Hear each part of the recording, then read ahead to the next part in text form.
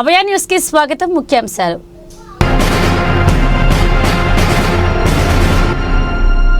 ఇకపై ప్రభుత్వ కార్యాలయాల చుట్టూ తిరగాల్సిన పని లేదు. ఇంట్లో ఉంటే సర్టిఫికెట్లు పొందవచ్చు. నూతన విధానానికి ఏపీ ప్రభుత్వం శ్రీకారం.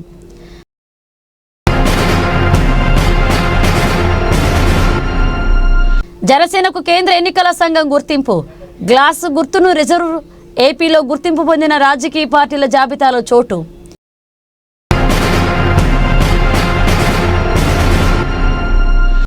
యూపీఎస్సీ నోటిఫికేషన్ విడుదల. 979 పోస్టులకు పరీక్ష నిర్వహణ. ఫిబ్రవరి 11న దరఖాస్తులకు చివరి గడువు. మే 25న ప్రీలిమినరీ పరీక్ష.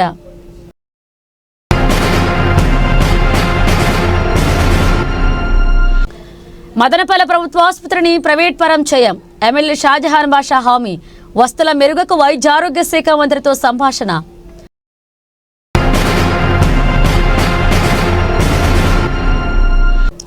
భవిష్యత్ కృత్రిమ మేధాదే ఐబీఎం ఎడ్జినేట్ స్కిల్ బిల్డ్ ప్రతినిధి అశ్విని కుమార్ స్పష్టం. విద్యార్థులు ఆ రంగంపై దృష్టి సారించాలని పిలుపు.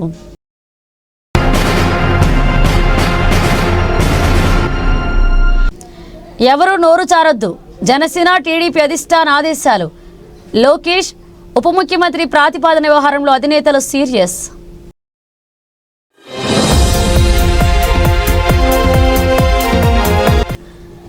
ప్రపంచవ్యాప్తంగా మారుతున్న ప్రజల అవసరాలు, అభివృద్ధి చెందుతున్న సాంకేతిక పరిజ్ఞానం దృష్ట్యా అందుకు అనుగుణంగా రాష్ట్ర పాలన, పౌర సేవలను మార్పులు తెచ్చేందుకు ఏపీలో సన్నాహకాలు జరుగుతున్నాయి.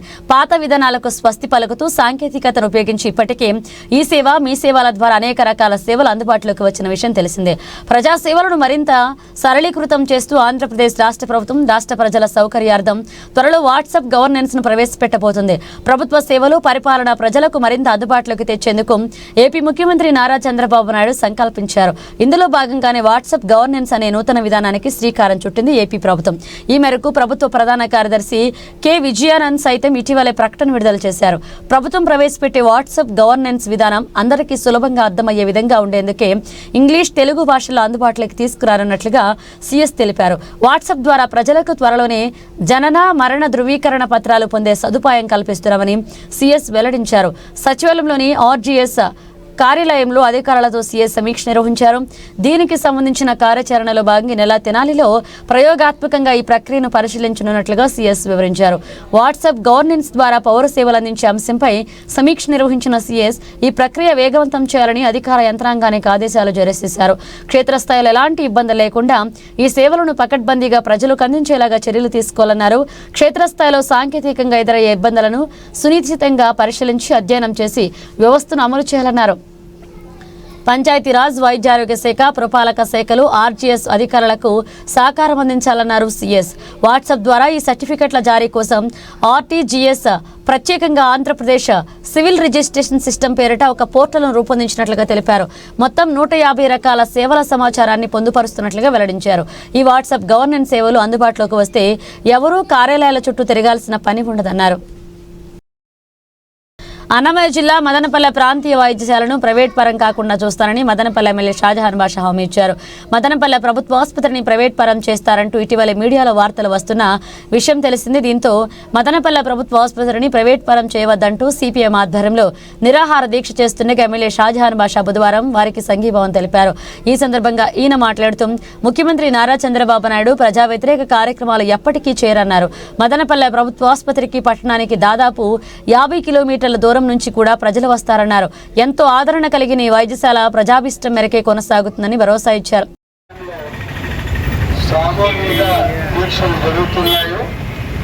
దాని భాగంగా వాళ్ళు చేస్తున్న దీక్షకు వాస్తవాలు తెలిపే బాధ్యత మాది. ఎందుకంటే పాలక పక్షం ఈరోజు రాష్ట్ర ప్రభుత్వంలో తెలుగుదేశం పార్టీ ఉంది. పార్టీ నుంచి ప్రజల నుంచి శాసనసభ్యుడిగా నేను ఉన్నప్పుడు ఏదైతే జరిగినప్పుడు ఈ ఎట్టి పరిస్థితుల్లో వాస్తవాలు తెలపడం మన బాధ్యత. ఈరోజు మదనపల్లి ఏరియా హాస్పిటల్ ఇది ఈరోజు మెడికల్ కాలేజ్ పరిధిలో ఉంది. ఇప్పుడు మెడికల్ కాలేజ్ నుంచి తీసేసి కమిషనర్ పరిధిలో మెడికల్ కమిషనర్ ఎవరు ఉన్నారు ఆయన పరిధికి వస్తారు. ఆ డిపార్ట్మెంట్ సపరేట్, ఈ డిపార్ట్మెంట్ సపరేట్. ఎవరైతే హెచ్ఓడిస్ మెడికల్ కాలేజ్ ఉన్నారో వాళ్ళు ఆటోమేటిక్గా వాళ్ళ డిపార్ట్మెంట్లోకి ఇక్కడ హెచ్ఓడిస్కి అబ్జర్వ్ తీసుకునేస్తారు ఇక్కడ. ఇంకా ఇక్కడ కావాల్సిన బెస్ట్ డాక్టర్స్కి ఇప్పుడు నేను డాక్టర్ రామ్మూర్తి నాయక్ గారు, ఆయన పొలంలో మెడికల్ సూపరింటెండెంట్గా ఉన్నారు, బెస్ట్ సర్జన్ ఆయనకి ఇక్కడ మెడికల్ సూపరింటెండెంట్గా రికమెండ్ చేశాం. ఇదే కాకుండా అదనంగా ఇంకొక 20 మంది డాక్టర్స్కి, 100 మంది నర్సెస్కి, వాస్తవాలు తెలుగుల చాలా మందికి స్విమ్స్లో ప్రతిరోజు ఓపీడీకి వచ్చి 1600-1800 మంది వస్తారు, 2000 మంది. మదనపల్లి ఏరియా హాస్పిటల్ కూడా 1600 నుండి 1500 మంది ఒక్కరోజు ఓపీడీలో వస్తున్నారు. సర్జరీస్ వచ్చింది ఒక రోజుకి, గైనిక్ సర్జరీలు డెలివరీలు వచ్చి 15 నుంచి 20. ఇదే కాకుండా వేరే సర్జరీస్ వచ్చి 10 అవుతున్నాయి. ఈ గత ఒక సంవత్సరం నుంచి ఏదైతే వైసీపీ ప్రభుత్వంలో ఈ హాస్పిటల్ మదనపల్లి ఏరియా హాస్పిటల్ గాడి తప్పి ఇంతవరకు కూడా ఇంకా అది గాడిలోకి రాలేదు. దాన్ని మేము ప్రయత్నిస్తూ వస్తే ఈ మెడికల్ సూపరింటెండెంట్లు ఏమైనారంటే 15 రోజులకి నెలకు సూపరింటెండెంట్లు మారుస్తున్నాం. ఎందుకంటే ఇది ఇప్పుడు మెడికల్ కాలేజీలో నుంచి మారుతున్నదో ఇప్పుడు హెచ్ఓడిస్ అందరూ వెళ్ళిపోతున్నారు. ఉన్న సీనియర్స్ మెడికల్ సూపరింటెండెంట్ అవ్వడం, ట్రాన్స్ఫర్ రావడం, మళ్ళీ వేరే వాళ్ళు రావడం, ఈ విధంగా జరుగుతుంది. కాకపోతే ఇప్పుడు దీనికి ఫుల్ ఫామ్లో ఒక 15 నుంచి ఒక నెల లోపల ఫుల్ ఫామ్లో డాక్టర్స్, నర్సెస్ పూర్తి స్థాయిగా కేటాయించి మదనపల్లి ఏరియా హాస్పిటల్ కాపాడే బాధ్యత నాది అని చెప్పి మరొకసారి సభాముఖంగా తెలియజేస్తున్నాను. ఎందుకంటే మా సీనన్న వాళ్ళ మొత్తం సిపిఎం బృందం ఈరోజు ఒక ధర్నా కూర్చొని నేను దావులో పోతున్నాను, వాళ్ళ ఎండలో కూర్చొని ఎండలో అంటే వెళ్ళిపోయేవాడిని నేను కాదు. వాళ్ళు కూడా మా సహోదరులు, వాళ్ళు కూడా రాజకీయ ప్లాట్ఫామ్లో పనిచేస్తున్న వాళ్ళు, వాళ్ళ క్లారిఫికేషన్ ఇచ్చే బాధ్యత నాది. అదే క్రమంగా ఇప్పుడు వచ్చి ఇక్కడ కూర్చొని వాళ్ళకు నేను నిర్ణయిస్తున్నాను.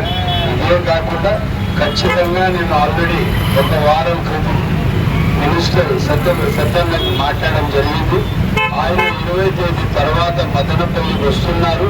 వచ్చిన తర్వాత మదనపల్లి ఏరియా హాస్పిటల్లోనే పూర్తి స్థాయిగా ఒక మీటింగ్ పెట్టి కావాల్సిన పూర్తి సదుపాయాలు మదనపల్లి ఏరియా హాస్పిటల్ కల్పిస్తాను.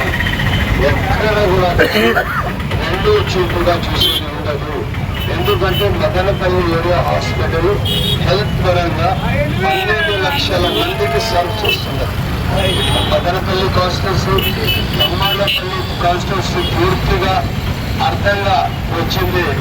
ఏదైతే పూలేరు కాన్స్టిట్యూన్సీ, పుంగనూరు కాన్స్టిట్యూన్సీ, ఈ దాదాపు 12 లక్షల మందికి మదనపల్లి ఏరియా హాస్పిటల్ సర్వీస్ చేస్తున్నది.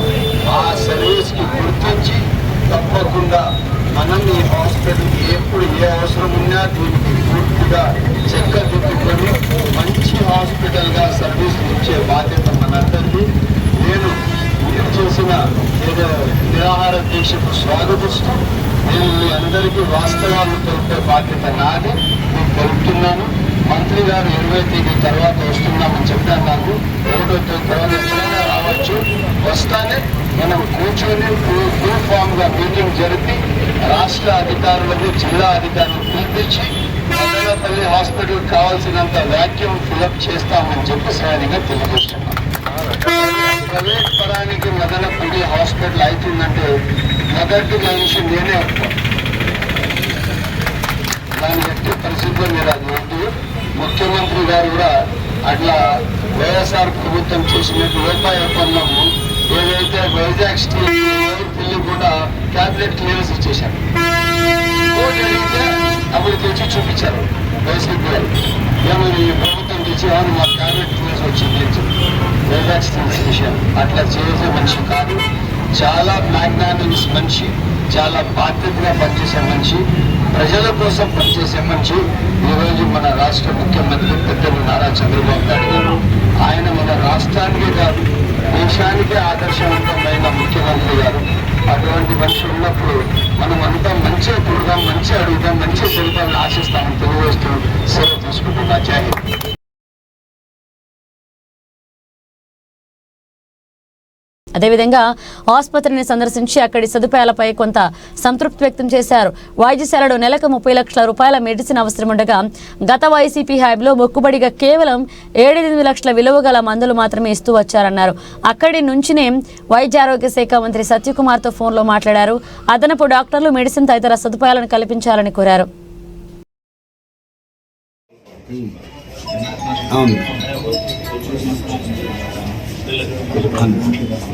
కానీ కాకపోతే ఇప్పుడు గైనిక్లో వచ్చి ఇద్దరే ఉన్నారన్న. గైనిక్ కావాల్సింది 360 డెలివరీల నుంచి 400 డెలివరీలు పర్ మంత్ అవుతాయి. ఇద్దరు డాక్టర్లతో సిస్టమ్ ఎట్లా నడుస్తుందన్న, అది నా ప్రాబ్లం.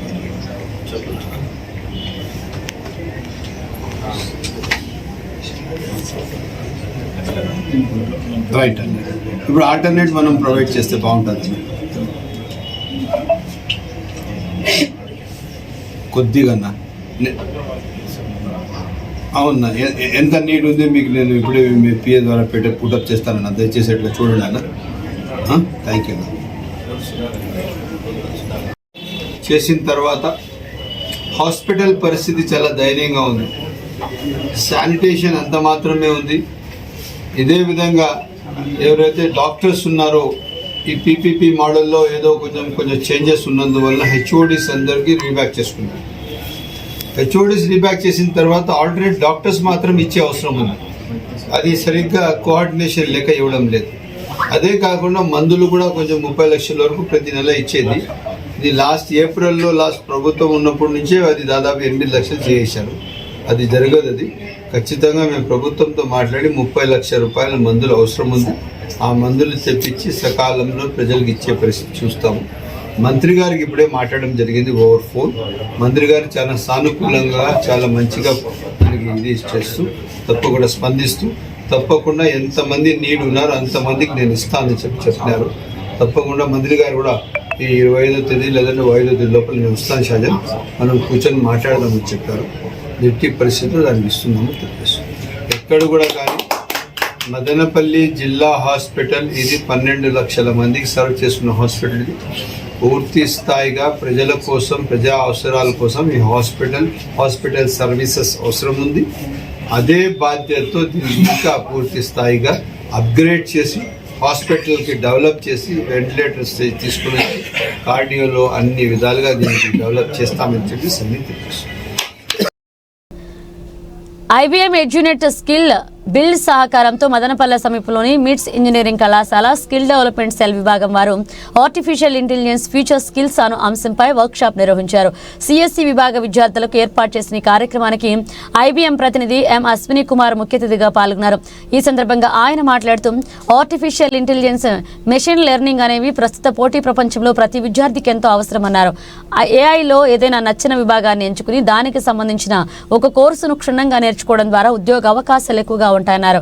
డేటా ప్రాసెసింగ్, డెసిషన్ మేకింగ్లో మనుషుల మెదడు పనిచేసే విధంగానే పనిచేస్తుందని, ఇందులో రాణించేందుకు data structure, manipulation, machine learning, theory applications మీద ప్రాథమికంగా అవగాహన పెంచుకోవాలన్నారు. ఈ కార్యక్రమంలో vice principal doctor Ramanatham, coordinator doctor Thurairaj విద్యార్థులు పాల్గొన్నారు. సివిల్ సర్వీసెస్ పరీక్షలకు ప్రిపేర్ అవుతున్న అభ్యర్థులకు UPSC శుభవార్త చెప్పింది. అఖిల భారత సర్వీసుల్లో ఖాళీగా ఉన్న దాదాపు 979 పోస్టుల భర్తీకి యూనియన్ పబ్లిక్ సర్వీస్ కమిషన్ జనవరి 22న బుధవారం నోటిఫికేషన్ విడుదల చేసింది. CSE 2025 పరీక్షకు జనవరి 22 నుంచి ఫిబ్రవరి 11వ తేదీ సాయంత్రం 6 గంటల వరకు ఆన్లైన్లో దరఖాస్తులు స్వీకరించనున్నారు. ప్రిలిమినరీ పరీక్ష మే 25న జరగనుంది. ఇందులో 400 మార్కులకు ఆబ్జెక్టివ్ రూపంలో 2 పేపర్లు ఉంటాయి. మరొక వైపు ఇండియన్ ఫారెస్ట్ సర్వీసులో మరొక 150 పోస్టులకు విడిగా నోటిఫికేషన్ విడుదల చేయగా ఈ పరీక్షకు ఫిబ్రవరి 11 వరకు దరఖాస్తులు స్వీకరిస్తారు. ఏపీలో క్రియాశీలక భూమిక పోషిస్తున్న జనసేన పార్టీకి కేంద్ర ఎన్నికల సంఘం గుర్తింపు లభించింది. 2014 మార్చి 14న ఆవిర్భవించిన జనసేన ఆ ఏడాది ఎన్నికల్లో పోటీ చేయకుండా టీడీపీ, బీజేపీలకు మద్దతిచ్చింది.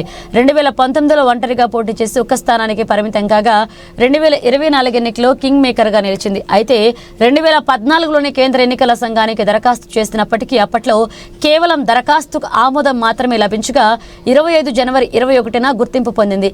అదేవిధంగా పార్టీ గుర్తుగా కూడా గ్లాస్ను ఆ పార్టీ రిజర్వ్ చేసింది. దీంతో ఏపీలో గుర్తింపు పొందిన రాజకీయ పార్టీలు తాజాగా జనసేన చేరింది. ఎన్డీఏ కూటమిలో ప్రముఖ పాత్ర పోషిస్తున్న టీడీపీ, జనసేన మధ్య ఇటీవలే రేగిన స్వల్ప దుమారానికి తెరదించుతూ ఇరు పార్టీల అధిష్టానం నిర్ణయం తీసుకుంది. పార్టీ అధిష్టానం దృష్టిలో పడాలని, నాయకులను ప్రసన్నం చేసుకోవాలని కొందరు అత్యుత్సాహం ప్రదర్శించిన విషయం తెలిసిందే.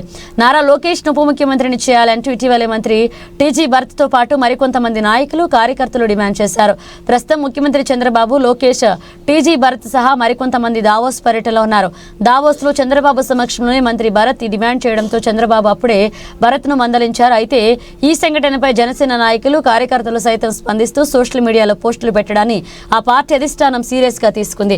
కూటమిలోని ఇతర పార్టీలపై, ఆ పార్టీల నాయకులపై ఎవరు నోరు జారవద్దంటూ పార్టీ కార్యాలయం నుంచి స్పష్టమైన సంకేతాలు పంపారు. కూటమిని విచ్ఛిన్నం చేయాలని వైసీపీ రకరకాల ప్రయత్నాలు చేస్తుందని, ఎవరూ కూడా వైసీపీ ఉచ్చులో పడకుండా జాగ్రత్త పడాలన్నారు. ఇవి బులెటిన్ అప్డేట్స్. మరిన్ని అప్డేట్స్తో మళ్ళీ కలుద్దాం. అభయ న్యూస్ ను సబ్స్క్రైబ్ చేసుకోండి, లైక్ చేయండి, షేర్ చేయండి, కామెంట్ చేయండి.